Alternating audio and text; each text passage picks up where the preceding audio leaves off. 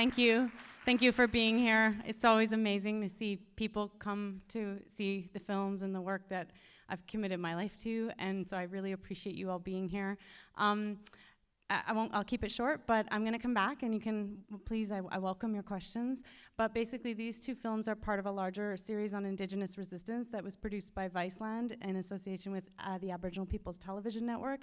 And I had the great pleasure of traveling around the Americas for almost 2 years to produce 8 one-hour films. But these two are special because we never knew when we started that the Standing Rock standoff would become what it was. And so I arrived at the camp when it was literally 20 people, and it wasn't a story at all. And within 9 months, we saw it become the biggest Indigenous resistance story, definitely in my generation and in my lifetime. So I was in and out of Standing Rock documenting the resistance for 9 months. And the two films, the first one is A Quieter Beginnings of how the Sacred Stone Camp started, and it's hosted by Serene Carson Fox. The second film breaks format and goes into a much larger contextual and historical examination of why this land and the history of this land and why is this happening now and what does it mean for Indigenous people and our allies. So I hope you will, I really felt that we couldn't talk about Standing Rock and the Dakota Access Pipeline without giving that context, and I'm really proud that that film does that. So I hope you enjoy, and I'll be back at the end to answer any questions you have. Chimigwich.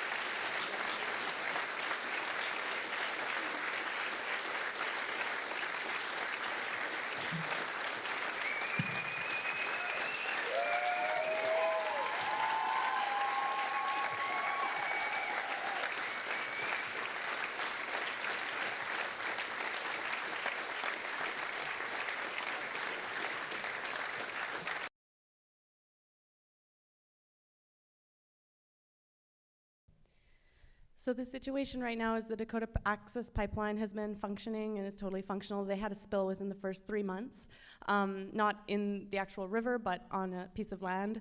The Bureau of Indian Affairs, which is sort of regulated by the federal state, they went in and completely annihilated the camps, including LaDonna Brave Bull Allers Camp, which is on private land, but because it's on reservation land, it's still considered land owned by the state. So they went in and they completely took down all the yurts, and she wanted to build a language school there, and they've done all that. But what's really interesting is, even though some people would say, well, that's a failure, they didn't actually stop the pipeline. What it did do, there's actually, yesterday was a gathering at Standing Rock where everyone came back to discuss how are we going to coordinate to fight all these other pipelines, the Kinder Morgan, Line 3, Enbridge, like everything that's going through that you see all over the world. And there's been what never happened before that's happened now since Standing Rock, is people are mobilized and they're connected, and there's massive connections. There's already secret meetings happening now to look at how are we going to mobilize against these next large infrastructure projects.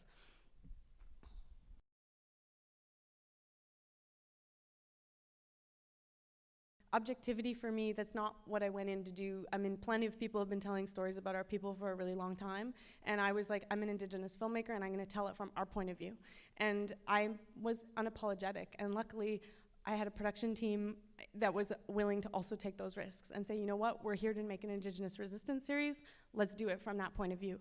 And that's the take we took, and I'm really, really proud of that. So it wasn't journalistic filmmaking from that standpoint as much as it was point of view filmmaking with a factual take.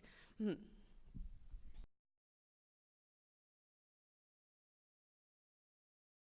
was 24-hour surveillance on the camps.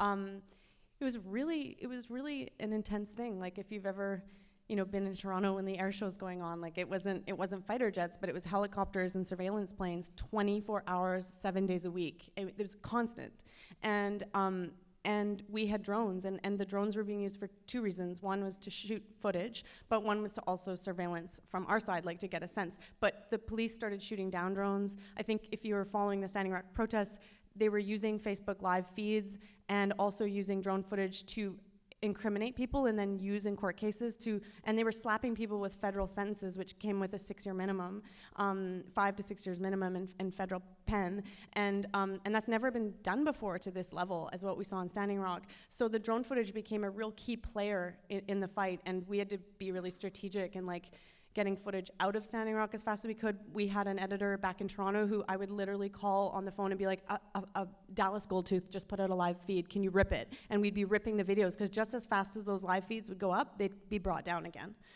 by the FBI. So it's just, it was a real kind of dance with keeping up with the amount of information that was coming out.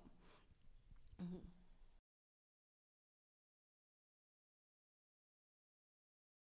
The camp started and it was beautiful. There was like drumming every night and feasts and sweat lodges, and that continued. But another thing continued too, with the onset of surveillance and military checkpoints, and they would have like informants in the camp undercover. You know, there was a level of paranoia that started that was really scary to be a part of, and art was the thing that lifted people's spirits. It was the thing, the drumming, the drum circles at night. We had tents where you could make posters and banners. There were concerts almost every single night at some level, or weekly concerts with hip hop and different artists coming in, and that really just, like in any kind of war zone, it lifts people's spirits. But it's also another way to sort of poetically look at the resistance movement. And we're like, the t-shirt I'm wearing is a graffiti artist who makes graffiti that sort of has statements and for Indigenous resistance, you know, and that's the kinds of things we saw in Standing Rock that really gave us our spirits back. And I don't know if some of you are familiar, but Louis Riel has a famous quote, the Métis leader Louis Riel, who he said, you know, my people will sleep for 100 years, but when they awake, it will be the artists who give them back their spirits.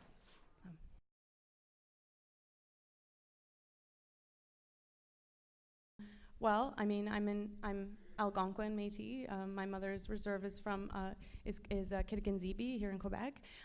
So obviously I was the filmmaker, and we had an Indigenous team also. But I think the important thing is we often look at borders and we think of Canadian American, but it wasn't really like that in our communities. You know, we have relationships, and so many Indigenous people, I think, relate. I mean, we had people from Hawaii, we had people from South America, people from New Zealand, and a lot of Canadians came down. We had Mohawks and Ojibways and Cree and Blackfoot and like people coming down to support, you know? And so, you know, it's always kind of contentious when you ask an Indigenous person, how is something Canadian? but I will say, you know, and then just from a filmmaking perspective, I mean, it was funded out of Canada. Vice Canada Studios produced this, and you know, I'm really proud to say that we were the Vice show. Like, Vice does a lot of stuff. We were the Vice show that premiered at Sundance. We were the show, the Canadian produced show, you know, and I'm really proud to say that it came from here. And I think it came from here because we realized that these issues are not just south of the border. They're just as much here, maybe more here, because we have the Arctic, you know. So we are contending with these things, and we're gonna be contending with these things more. You know, I was watching this, I've seen this movie 100 times. You know, I was sitting at the back, and I always cry because those are my friends being like blasted with sound grenades and water cannons, and it's really hard to watch that, you know. And some of them are still struggling with the post-traumatic stress of those experiences.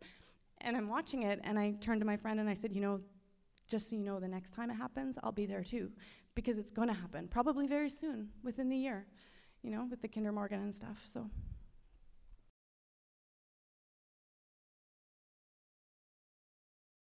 The hardest part for me was the responsibility of holding people's stories. People trusted us very deeply. There was a lot of mistrust in the camp, as I suggested, with informants and different sort of surveillance and prosecution and things. And people trusted us. And I tried really hard to give back when I was there. And one of the things you don't see in the film is that, you know, we were gifted with this beautiful gift of cameras. Like, we were there with our production team. And so sometimes when people would be abused by the police, we would go and we would take testimony, and that we gave that testimony to the United Nations and to Amnesty International, so that they could have record of human rights violations, because they're launching lawsuits and human rights cases. And so there were little small ways that we could give back that I'm really proud that we were able to do when we weren't rolling for our documentary, you know. But the hardest part, and I did enter into ceremony, every week I would go to Sweat Lodge and I would engage with prayer and talk to the elder there that was someone who supported me. And I would pray that I would be able to hold these stories and respect these stories and channel them rather than like muscle them, you know? And so that was the hardest part. And you never know if you get it right. You never know. I'm sure some people probably don't feel this is the right interpretation, but it's the best I could do with what I had.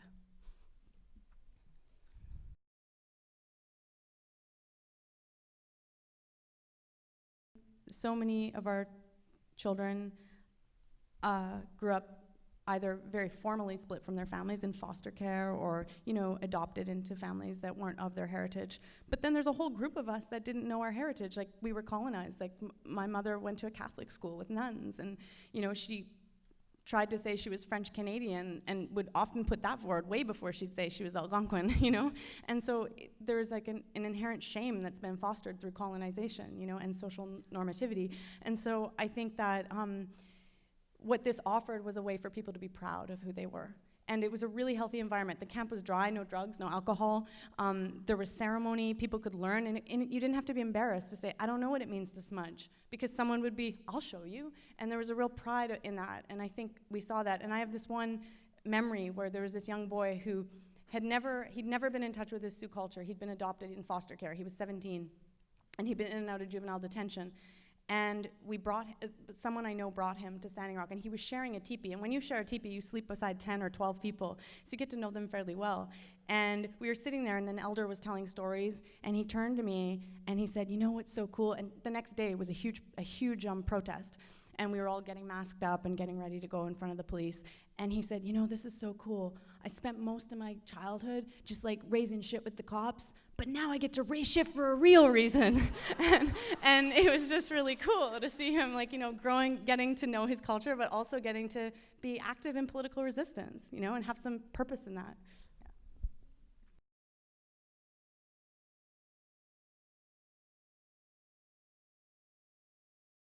So lots of celebrities came out to Standing Rock, everyone from Neil Young to Goldie Hawn to Shailene Woodley, Taboo from the Black Eyed Peas, you know, lots and lots of celebrities. But that all kind of culminated in more, I would say, September, October. You know, I have varying thoughts about that personally. It was good to raise awareness to the cause, but it's also really difficult when you see that kind of like circus show, you know? Like the joke in Standing Rock was we were calling it Little Brooklyn after a while, because like every Brooklyn filmmaker who ever wanted to make a documentary was there with his like, you know, DSLR. And it was just like, you know, and so, but we'd been there since the beginning, so we had the you know, the trust and of the people, and they knew who we were.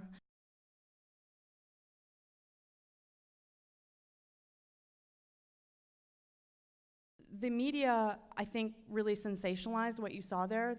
That's why I tried not to really go into that as much with the film. I mean, we have that section on policing, but we try to give the context to that. But the media all showed up after the water cannons and after the dogs. But Amy Goodman was an exception to that rule, because she was there actually to interview LaDonna Braveville Allard, and she was just there by fluke when the dog attacks happened. And she was interviewing LaDonna when LaDonna got a cell phone message going, there's attacks on the line, there's attacks with dogs. And she said, can I come with you? And LaDonna's like, sure, jump in. And they went to the front lines, and Amy Goodman covered it for Democracy Now! And that was the first thing that really went viral and tuned the world into what was happening in Standing Rock. It was later uncovered that those police were a private security force for Dakota Access who were trained by the Blackwater kind of people. And when the police were called, the police didn't show up. They didn't show up to protect the bystanders. They kind of allowed the private security forces. And Amy Goodman's footage was then used to slap a federal court, a felony offense that would have come with a 5 or 6 year mandatory minimum sentence, because it wasn't that they were able to arrest her on site. She got her footage out, she did a story, it became viral, and the world knew about what was happening in Standing Rock. But they used her footage to say, we can prove you were there, and we can prove you're on private land, and therefore, you know, this is aiding and abetting acts against the government and all these things, and they tried to slap her with this offense. But because it was Amy Goodman, you know, it kind of backfired in their face. But what I'd like to kind of highlight about that story is that Amy Goodman is a high-profile, left-wing journalist. You know, think about all the Indigenous people every day who end up their lives in prison, end up like basically incarcerated because of standing up for what they believe to be true, what they believe they were willing to die for, and nobody hears about them. And they just rot in our system. You know, so, I mean, there is privilege for someone like Amy Goodman.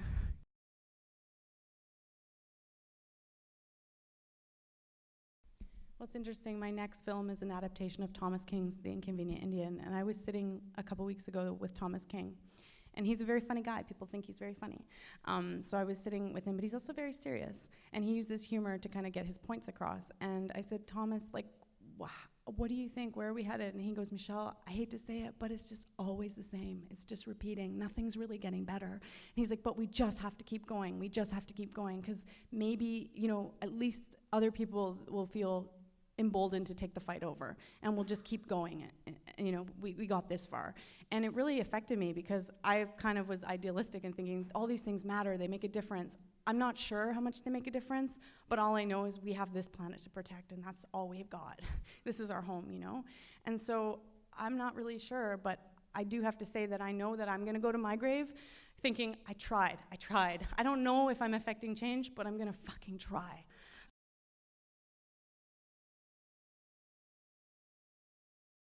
Well, there's always the editorial lens, the editorial strong arm, and you can change and manipulate a story based on your thesis or what you want to be true. Alanisa Bomsawin said to me something very early on in my career. She says, I never turn a camera on until I've listened long enough to understand. And I think there's that quality of listening.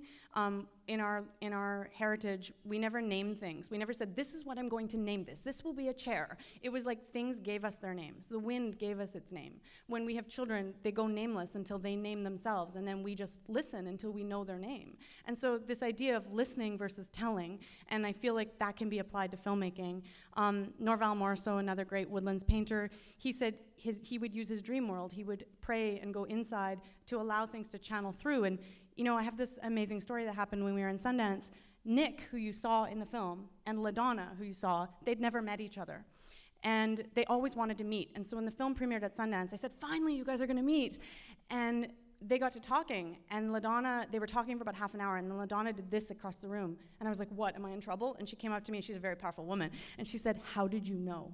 And I said, what are you talking about? She's like, we were talking for half an hour over there, and his great-great-grandfather was a shaman of the river, and that was my great-great-grandfather. And we found out they were related, and there was like this crazy connections, and I feel like that's channeling, when you find these connections that you couldn't ever have consciously known, but you were listening and something drew you there. The ancestors led you, whatever you want to believe in your spirituality, but I feel that there are some things that just subconsciously come when you listen.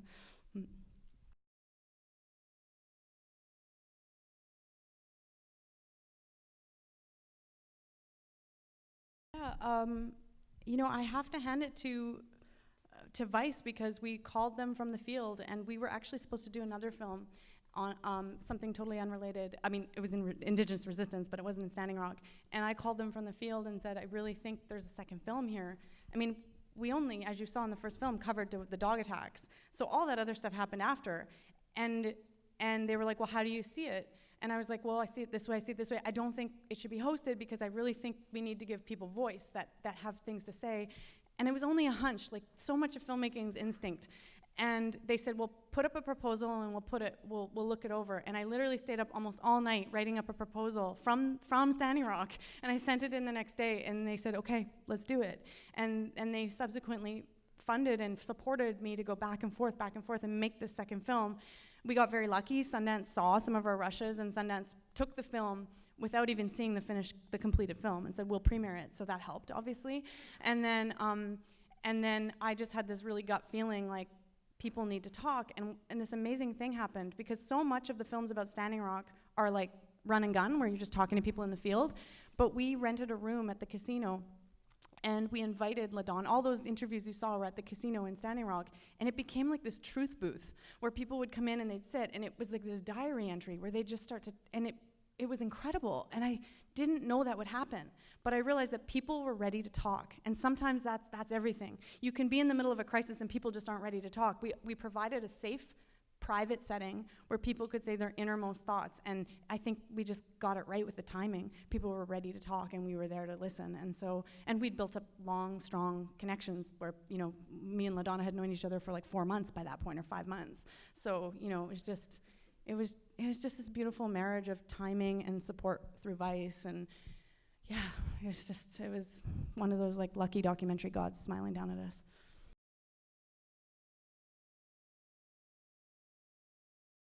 Well, what's really interesting is that one of the big reasons why I wanted to do this series is because Vice has an audience. This is shown all around the world, from Australia to Finland to, you know, like New York. Like, it's just shown everywhere, and I feel like I couldn't have done that as easily as an independent filmmaker. Like, I just don't have that reach. So they offered that, and that was one of the reasons why I really wanted to do this. But that being said, is I made another film for Laura Poitras recently, just a short, and it was a very different take on violence against women and oil workers and oil fields, and that's more of an art house, but they have their network, and we're gonna be publishing something in the New Yorker and linking to our film to kind of find another audience, you know? So there are different ways to do this, but it cannot be underestimated, finding the audience and finding the reach. And so I sometimes think, like, I got a lot of criticism in the Native community for working with a mainstream company. They're like, well, if you really want to work with the people, you should be like on the ground and like grassroots. And I thought, you know, I made the choice to say, no, like, it's important to me that it's not just our community that sees this. There's value in both styles of filmmaking, but I was ready to do this, and I was really lucky to be supported by a company that had the reach.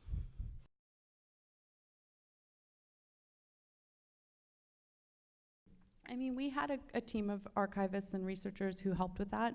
I didn't know as much existed as it did, so that was very surprising to me. You know, I spent years, like, I mean, I watched I'm Not Your Negro in preparation for this, and I've been watching so many civil rights movement documentaries, and I thought, why don't we have any kind of footage like this documenting our Red Power movement? And then I started to search, and I said, we do. It just hasn't really been shown that much. And so it was pretty easy to access, to be honest, and we just brought that in. And I don't know what to say to you. Like, I honestly was kind of given carte blanche. Like, yes, I had notes from executives and things, but people got behind it. And they said, we see what you're trying to do. We're going to support you to do it, and tell the story that needs to be told, you know? And Nick was a big, big thing, because once I had Nick, I sort of had my film. And what happened with Nick is I'd read an article in Indian Country Today which broke down the history of the Oceti-Chacon Nation, and I phoned him immediately. I phoned him within that week and said, you're the man that wrote this article. No one's written an article that I could understand the history of. Can you tell me more? And then he said, sure, and we started a dialogue, and next thing you know, I was like, can you be in my film? And so, you know, it's just like listening. I can't say enough how important that was.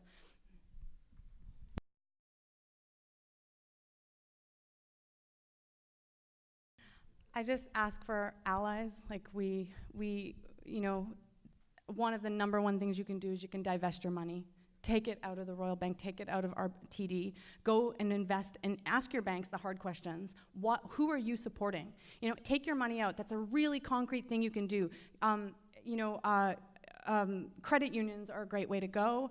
Ethical funds, but I'd say do your research on those ethical funds. You know, divestment is one of the hardest ways, because these people at the top of the companies, they only know numbers. That money is their language. So when you speak the language of money, it's amazing what that can do. We've seen whole countries divesting out of some of these energy kind of relationships in their finance portfolios and things. So it's something concrete that we can do.